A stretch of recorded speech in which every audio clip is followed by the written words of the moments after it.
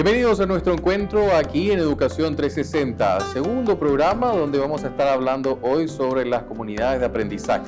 Gracias por acompañarnos en esta apuesta justamente desde el espacio del proyecto Transformación Educativa, que busca que usted esté informado para luego poder decidir y poder opinar con responsabilidad. Empezamos ya a desandar el programa de esta edición, Educación 360. Volvemos luego de la pausa. Gracias por seguir con nosotros aquí en Educación 360. A continuación, detalles puntuales de lo que es el proyecto de transformación educativa en las siguientes placas. ¿Qué es el proyecto de la Estrategia Transformación Educativa del Paraguay 2030? Transformación Educativa es un proyecto que apunta a renovar las políticas educativas de nuestro país. Es una oportunidad de diálogo participativo y democrático con todos los sectores de la sociedad sobre la educación que necesitamos.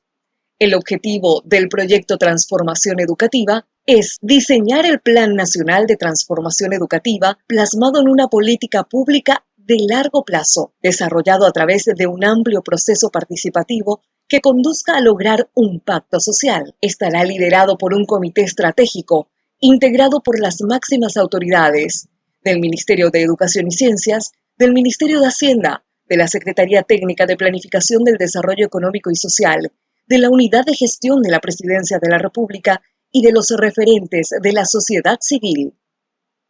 Estos son elementos importantes del proyecto de transformación educativa para que usted maneje la información de primera mano. Con esto nosotros vamos a la siguiente pausa. A la vuelta de la pausa, sigan con nosotros, se viene lo mejor, las entrevistas aquí en Educación 360. Volvemos luego de la pausa, nosotros seguimos en el espacio de Educación 360, espacio de comunicación del proyecto Transformación Educativa, donde buscamos también tener a los protagonistas y personas de una opinión valedera sobre lo que significa este proceso de transformación, no solamente de la educación, sino también del país. Hoy nos acompaña justamente el investigador y docente en temas de políticas educativas, el señor Rudy Elías. Rudy, gracias por tu tiempo con nosotros. Muchas gracias por la invitación. Pero justamente venimos conversando, este es nuestro segundo programa, y como pregunta disparadora a todos nuestros invitados es, ¿qué le pasó a la educación en el Paraguay? Bueno, realmente es una pregunta que, no sé, se puede analizar desde diferentes ámbitos, ¿verdad? Evidentemente podríamos pensar un poco en una línea histórica de la educación. Nosotros, a pesar que llevamos 30 años de un proceso de transición democrática, venimos con una pesada carga histórica, una herencia de lo que fue la dictadura y lo que ha implicado eso para la educación, y que se ha desmontado, yo diría parcialmente, es decir, que muchos de los elementos de una educación que sirvió de sustento para un modelo social, político, autoritario, no se ha podido totalmente cambiar en todo este tiempo. Es decir, creo que ha sido una de las bases de la reforma de los 90 justamente discutir o plantear lo que sería una educación para una sociedad democrática, pero todavía, Juan Pablo, creo que tenemos deuda en ese sentido. Para mí, cuando muchas veces o cuando me preguntan sobre cómo podría evaluar la situación de la educación en nuestro país, recurro a lo que dice la Constitución Nacional y cómo se definen los fines de la educación en la Constitución. Para mí, que es un artículo muy lúcido que tenemos en nuestra Constitución de los 90, ¿verdad? Y es interesante como muchos de esos aspectos que se señala como fines de la educación estamos bastante lejos de cumplir. Hablamos de construir una sociedad democrática, pluralista, desarrollo de un pensamiento crítico, de desaparición de todas las formas de discriminación, de respeto a la pluralidad. Y fíjate cómo esos elementos, no podemos tampoco decir que no se ha hecho nada. Se han hecho esfuerzos, por ejemplo, en educación bilingüe, en una serie de campos, ¿verdad? Pero vemos como todavía esos elementos estamos bastante lejos de alcanzar. Y a eso, podemos decir, se nos sumó la pandemia. Que ha sido un elemento realmente para el debate a futuro también el proceso de lo que ha dejado la pandemia, ¿no? Sí. Yo creo que por un lado ha desnudado muchos de estos problemas que te estoy mencionando, o que lo ha puesto mucho más en evidencia. Pero, y por otro lado, generó una serie de desafíos y de respuestas, que incluso hay respuestas interesantes que se pudieron hacer en este tiempo. Es decir, que también creo que ha sido un periodo de aprendizaje. Profesor Elías, la cuestión también de nuestro programa en este episodio es hablar de la comunidad de aprendizaje. Agarro eso último que decía del hecho de la pandemia, como un elemento disparador también de mostrar que la familia es un entorno importante para el proceso de aprendizaje, ¿no? Sí, el concepto de comunidad de aprendizaje a mí me parece un concepto muy interesante para la educación, porque es sacar el peso exclusivamente en una visión muy individualista y centrada en el aprendizaje de un estudiante concreto o de un docente específico, ¿verdad? Sino realmente un proceso que se da de una forma mucho más amplia, participativa y que involucra a diferentes actores, ¿verdad? Diferentes grupos. Desde, por supuesto, docentes, estudiantes, pero también la familia, la comunidad, y donde se tienen que crear una serie de condiciones para que realmente se produzca un proceso de aprendizaje y de desarrollo que queremos lograr con la educación. ¿Cuáles serían esos? Ya que trajiste el tema de la pandemia, es decir, empezamos hablando de la pandemia, ¿verdad? Creo que un elemento muy interesante dentro de todo lo terrible que ha sido esto es enseñarnos que la solución no es una solución individual, no es una persona, no me puedo salvar solo, es una solución colectiva, es una solución donde todos tenemos que aportar, todos tenemos que vacunarnos, no basta que algunos se vacunen, otros no, o que yo diga no me quiero vacunar. Es una salida colectiva donde la solución no pasa exclusivamente por un problema individual, no es un sálvese quien pueda, sino realmente tenemos que hacer. Ahora, ese proceso, profesor Elías, me parece interesante tomarnos un segundo para explicar un poco cómo podría llevarse a cabo eso desde nuestra matriz cultural, viniendo de una herencia histórica de salvataje, porque el paraguayo per se es una persona que busca salvarse ante cualquier edición, ante cualquier episodio, ¿no?, de la vida misma. Pero, ¿cómo nos da el hecho de poder trabajar en la comunidad de aprendizaje, entendiendo que tiene que ser una cuestión colectiva? Es una transformación mental también eso. Sí, Juan Pablo, y estoy de acuerdo contigo. Muchas veces nuestra forma de reaccionar es esto muchas veces sálvese quien pueda. Pero creo también, y probablemente en eso es algo muy interesante de analizarlo, que también tenemos dentro de nuestras bases culturales elementos muy interesantes de la solidaridad. Es decir, si tomamos el ejemplo de las ollas populares o la escuela, ya que estamos centrando en este tema, siempre ha sido también un esfuerzo de la comunidad, ¿verdad? Desde la construcción de la escuela, ¿verdad? Todo lo que lo han aportado las propias comunidades, las propias familias, y creo que ese es un elemento muy interesante de fortalecer y de potenciar, y que viene, yo creo que encaja muy bien con esta idea de un modelo más de experiencia comunitaria o de comunidad de aprendizaje. Lastimosamente el tiempo siempre en televisión es mezquino ante la posibilidad de poder seguir ahondando, profesor Elías, pero ¿qué le deja transformación educativa a este proceso? Que realmente vamos a vivirlo seguramente. Bueno, yo veo que me ha tocado participar en diferentes etapas, sobre todo en una etapa inicial como miembro del comité asesor, ¿verdad? Que el proceso de transformación educativa implica probablemente un proceso mucho más largo y complejo de lo que inicialmente se pensó y de que, tengo que decirlo, yo mismo había considerado. Es decir, justamente construir un proceso participativo de diálogo no es fácil. No es fácil. Entonces creo yo que tenemos que profundizar esta cuestión de la discusión, del debate, del diálogo político.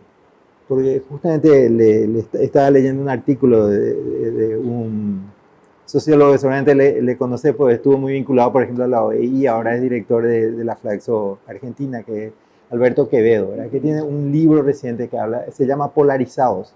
Habla un poco sobre la sociedad argentina, ¿verdad?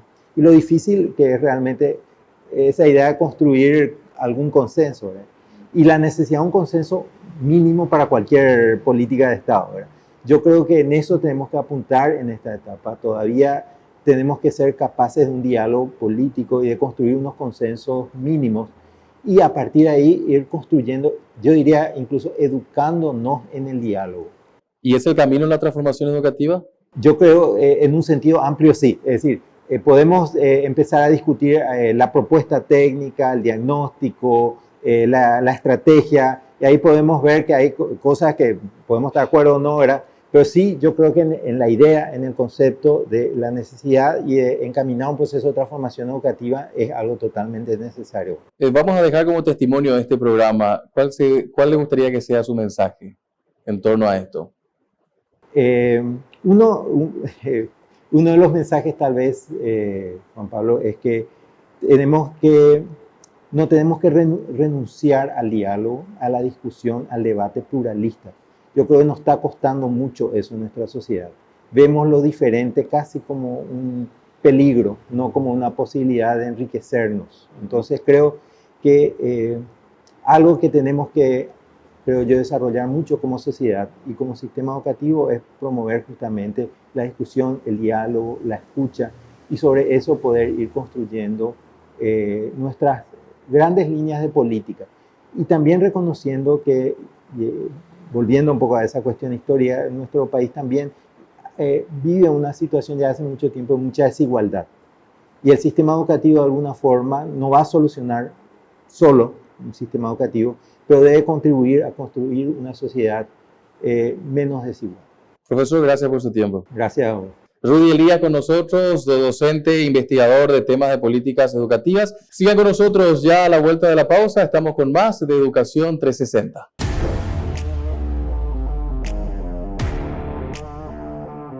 Gracias por estar con nosotros. Seguimos de vuelta aquí en la TV Pública dentro del espacio Educación 360. Es un canal de comunicación del proyecto Transformación Educativa. En este programa estamos hablando justamente sobre lo que es el concepto de comunidad de aprendizaje. ¿Y quién mejor que una persona en el campo, justamente de la experiencia? Estamos con la directora Selva Miranda. Ella es directora de la escuela CACUPEMI, que se encuentra, tengo entendido, en el Bañado Norte, me va a corregir, y que forma parte del proyecto de la Asociación Fe y Alegría. Doña Selva, gracias por estar con nosotros. Mucho gusto, feliz de estar en este lugar. Evidentemente nuestros centros educativos se encuentran en los Bañados de Asunción y en diferentes lugares del país, en zona rural.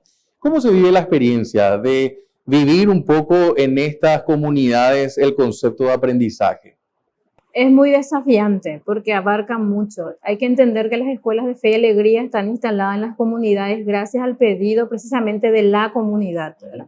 Donde hay interés, donde realmente el derecho a la educación tiene que llegar, es donde se instalan las escuelas de fe y alegría. Por eso desde el inicio de la gestación de la institución educativa ya se tiene esa conversación con la comunidad y ahí se entiende también que el derecho al aprendizaje es de todos y la obligación también.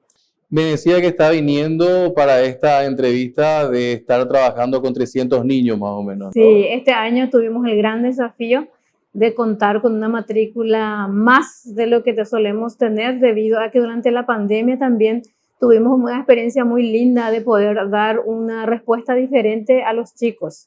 Cuando hablamos del concepto de comunidad estamos hablando de varios actores y en este caso, en el ejemplo de ustedes de CACUPEMI, ¿cómo se integra esa comunidad? Bien, hay que entender algo, que la escuela no es solamente el alumno y el docente.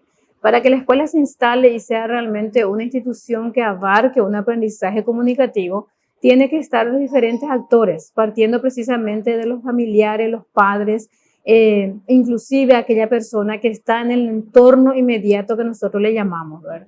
Podría ser no padre de familia, pero sí un colaborador inmediato en la comunidad. Él también forma parte de ese eje transversal que nosotros le llamamos en la escuela para poder garantizar que el aprendizaje se vaya dando, ¿verdad?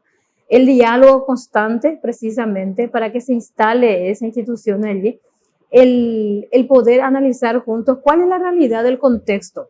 Ahí es donde dispara muchas veces el verdadero aprendizaje, cuando uno realmente entiende su contexto real. Y para poder entender el contexto tenés que estar en sintonía con los agentes de la comunidad, ¿verdad? El presidente de la comisión vecinal, el de dispensario, el de seguridad, el vendedor inclusive, para que también uno pueda tener un diálogo mucho más significativo para que ese aprendizaje que el niño va llevando desde la realidad que tiene al aula y del aula a su realidad nuevamente sea en sintonía. Para que la comunidad funcione también tiene que existir un elemento transversal que es la confianza.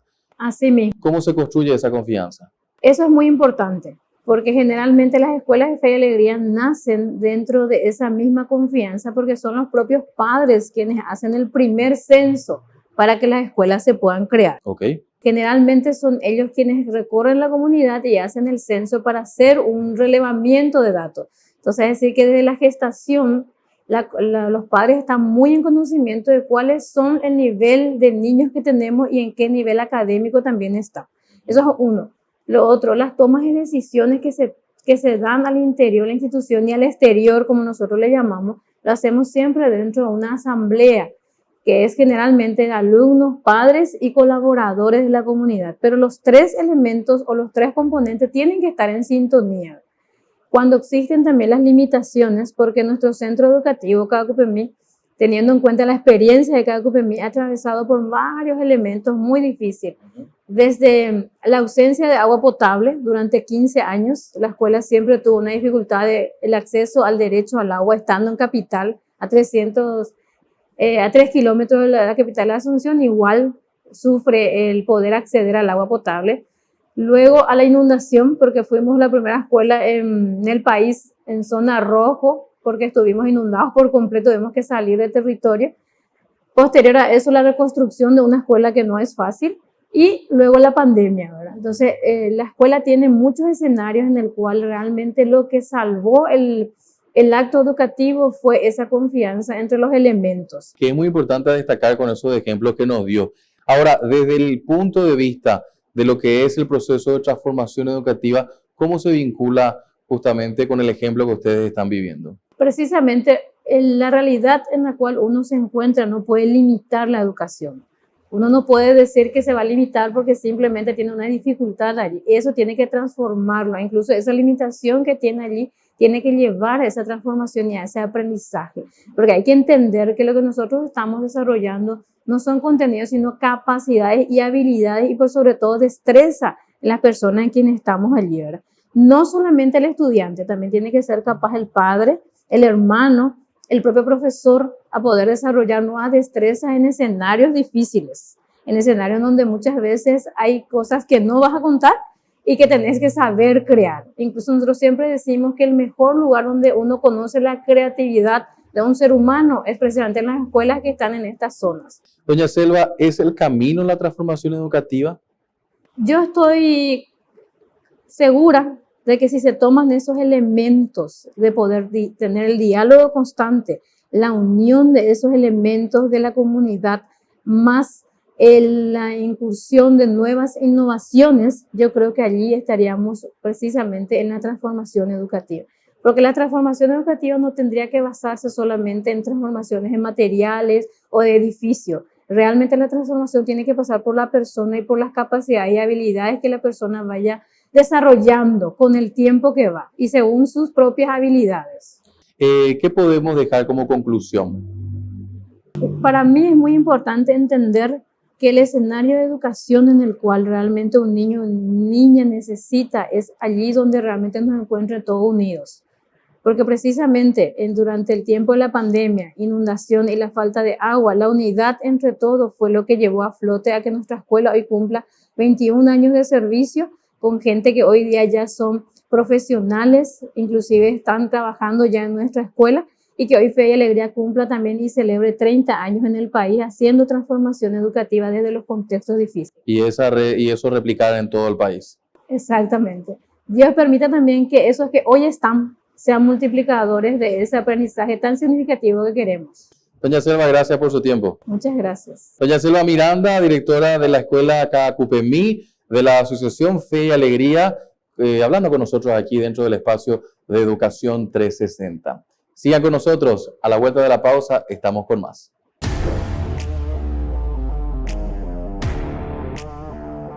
A continuación, vamos con el editorial, aquí en Educación 360, en esta edición hablando sobre comunidades de aprendizaje. Transformación educativa propone como opción pedagógica y como modelo orientador del currículum a las comunidades de aprendizaje, considerando a la familia, a la escuela y a la comunidad en general como parte de esa comunidad que aprende, en su contexto y en sus condiciones de desarrollo. El otro aspecto que incorpora a la comunidad educativa, el tema de comunidades de aprendizaje, es el eje virtual. Una necesidad ya para nuestros días y en las condiciones en las que nos encontramos, en que nos bombardean todo el día con una serie de informaciones que tenemos que desarrollar un espíritu crítico para juzgar cuáles son aquellas que realmente son útiles para nuestro contexto y desarrollo. De forma general, las comunidades de aprendizaje podemos definirlas como un proyecto basado en un conjunto de actuaciones educativas de éxito dirigidas a la transformación social y educativa. Este modelo educativo está en consonancia con las teorías científicas a nivel internacional que destacan dos factores claves para el aprendizaje en la actual sociedad: las interacciones y la participación de la comunidad.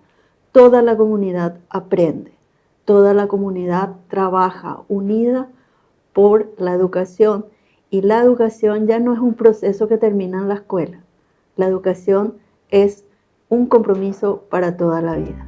Ha sido un gusto compartir con ustedes y por supuesto con los invitados en esta edición número 2 del programa Educación 360, parte del proyecto de transformación educativa.